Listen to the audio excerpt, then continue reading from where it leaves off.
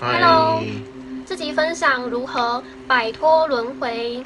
摆脱轮回。嗯轮回不是宇宙间自然的定律，不是一个固定的法则吗？我嗯，们要来打脸宇宙吗？还是要改变什么？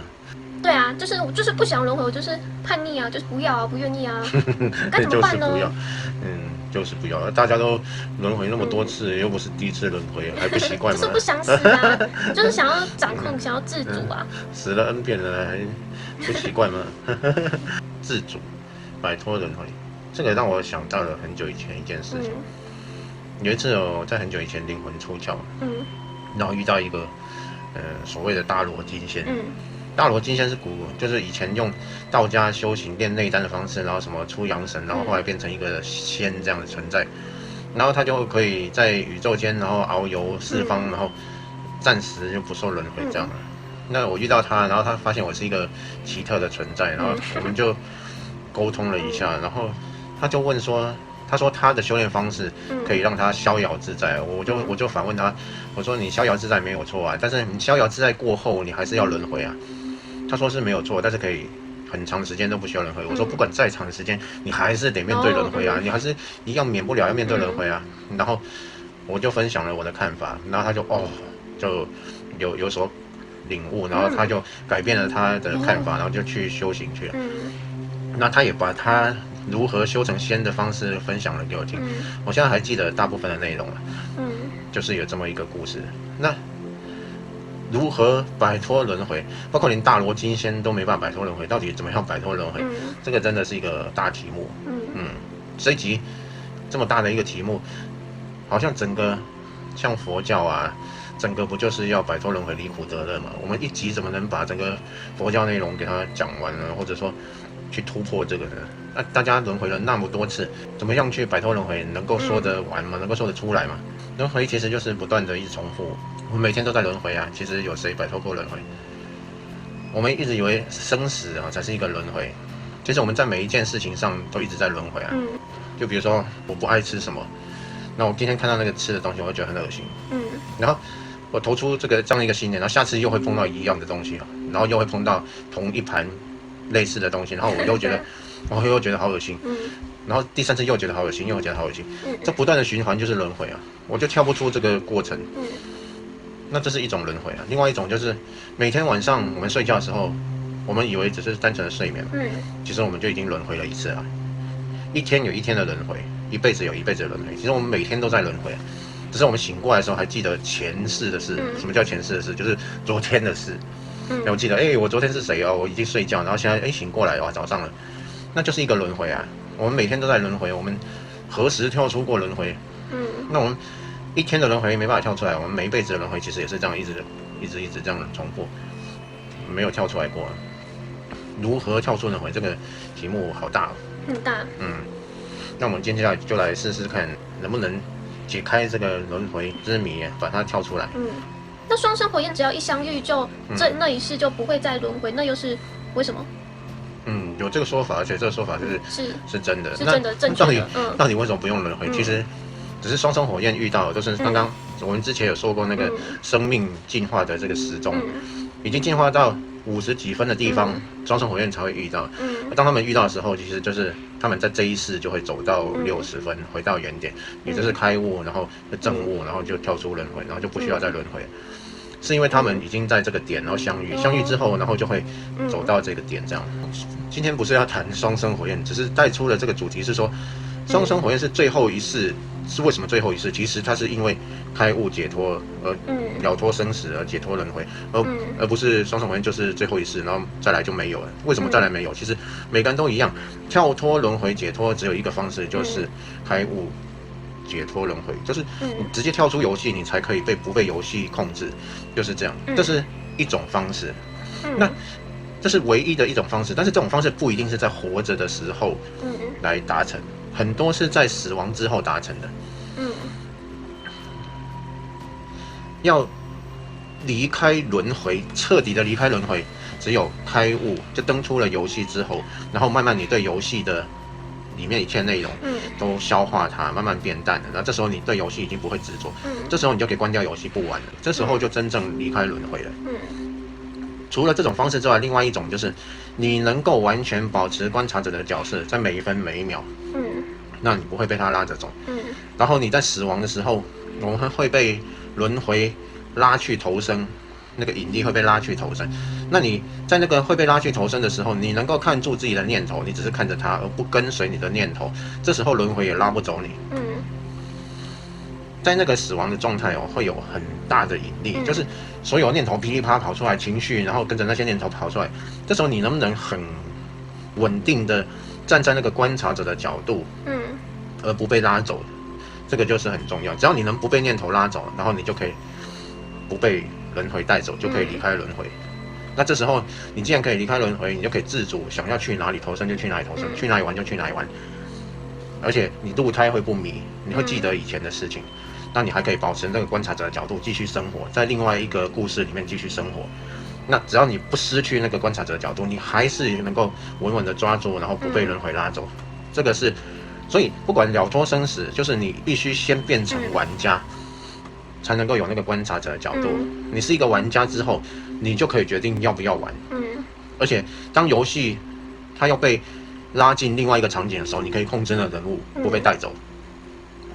所以必须要开悟，不管你要变成玩家，或者说直接关掉电脑然后不玩，不管是要回家，或者是说暂时以玩家的身份却不被轮回拉走，你都得开悟。都得开悟。那必须就是有不玩的决心就是我什么都不要，不是吗？什么都不要这种决心，其实它不需要是恒久的，就是你不需要说你什么都放弃，然后什么去出家当和尚啊、尼姑啊，然后放弃一切，然后才能够体会到跳出来变成玩家。没有，我的意思是说，我连什么我要玩，我要什么都，这些信念都没有啊。不是这样子，这些东西它只是我们个人人格的一种想法跟念头。想法是念头是被我们看着的，而不是我们是那些念头。念头来来去去是可以让它跑来跑去的。我们是要稳稳抓住那个观察者的角色，只是我们还没开悟之前抓不住这个观察者的角色。有时候我们在观察啊，有时候又不是在观察。那这种情况下，我们保不住那个观察者的角度，所以我们在死掉的时候或轮回，就会被轮回在那一瞬间，因为很强大的念头引起很强大的情绪来袭的时候，这个观察者的角度就不见了，我们就被拉走了，就去轮回了。差别就是这样子，我们必须保住这个观察者的角度。那怎么又能保住观察者角度？那所以一定得开悟。开悟它不是需要放弃所有东西才能够开悟。可是你要叫人保持观察者角度，但你又说要开悟才能保持观察者角度。没错，所以就是要开悟。所以没开悟都不能保持观察者角度吗？没办法持久恒久的保持观察者角度。我冥想要打坐。那有啊，有人这样子啊，有人一入定，然后2000年过后出定，他还是要轮回。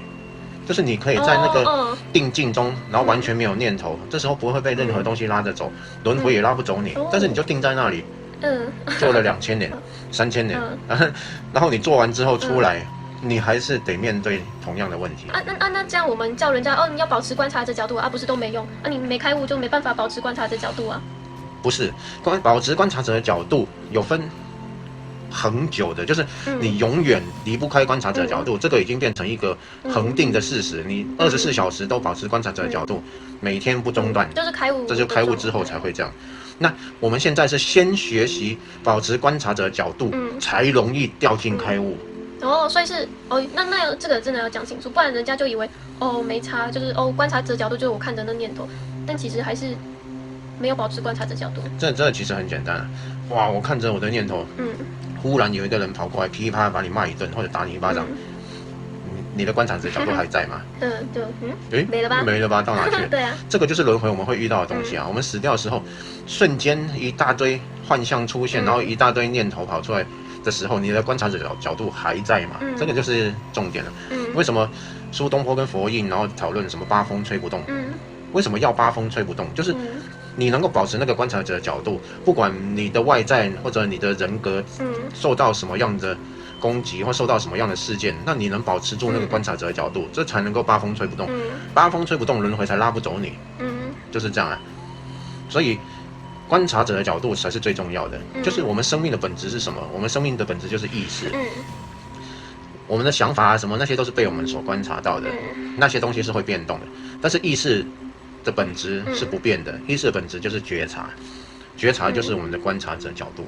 那这个就是我们生命的本质。你把生命的本质抓得牢牢的，然后其他会变的，它在那边变，就拉不走你，因为你站的是这个地方，是那个观察者的角度。你不管世界怎么变，轮回怎么跑，你这个东西只要立足点抓得稳，你站在这个点，就没有任何东西能把你拉走，轮回也拉不走你。这个就是观察者的角度。如果有人问说，那如何开悟？我们有许多有关开悟的影片，还有引导开悟的影片，大家可以去我们的频道搜寻双生子燕。这集是向内探究、引导开悟的影片。引导开悟的影片，以后还会有更深的引导的影片。那最重要的就是，你如果真的要解脱轮回，你真的必须要开悟，你才能够抓稳那个观察者的角度。那另外一种方式是，你可以去用信念去显化实相。我显化出我能够长久待在这个世界的信念。那你也可以待得长长久久的。那等到你不想待的时候，你还是可以开悟，然后解脱轮回。就其实我们这个世界，你看世界的科技其实发展的非常快，很快的在医学上很可能就会有 DNA 的科学出现，然后人的生命其实就可以，无论是器官啊各方面啊都可以去培育出新的来，然后人体也可以用 DNA 去让你的人体能够恢复年轻、恢复健康。那这时候我们的生命其实就可以延长很久的时间，你就有更多的时间去开悟。你就算暂时没有开悟，你还是有很多的时间可以去开悟。慢慢这个世界就会改变了，对于人的寿命就不再是人类目前的状态。可是还是会死啊，不是吗？还是会死啊，还会是对啊。所以最彻底的方式一定是要解脱轮回，一定要跳出人的这种机制，回到玩家。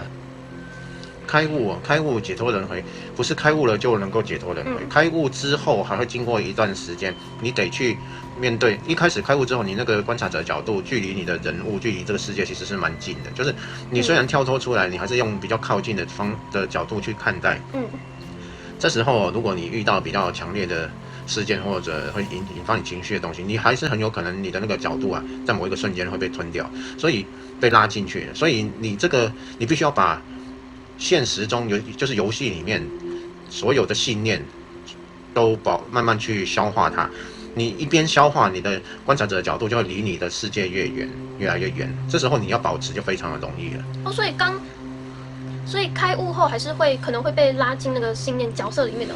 刚开悟的时候这个很远但是很快你拉回来的时候，你就会变成比较近，然后你就会认为我还是保持了观察者的角度，但是这个东西你就是要一段消化的时间，然后你这个就会越来越远。可是，所以即使开悟也有可能很融入角色，然后没有观察者的角度。不会，但只是这个你遇到很强的，就是当我们死亡的时候，那种比我们活着还大了很多倍的这种心念跟情绪来袭的时候，你这个可能是会不见的，会被拉走的。只是你活着的时候还靠得太近，所以开悟后不是开悟，你80岁开悟，然后81岁死了，你不是在那个时候就一定能够解脱，还是需要时间的。所以我们尽早想要真的要离开轮回的话，开悟后也不是完全解脱。开悟后当然不是完全解脱，开悟只变玩家而已你真的完全解脱是拍拍屁股关了电脑才能够解脱，就是不被游戏拉走了就回家。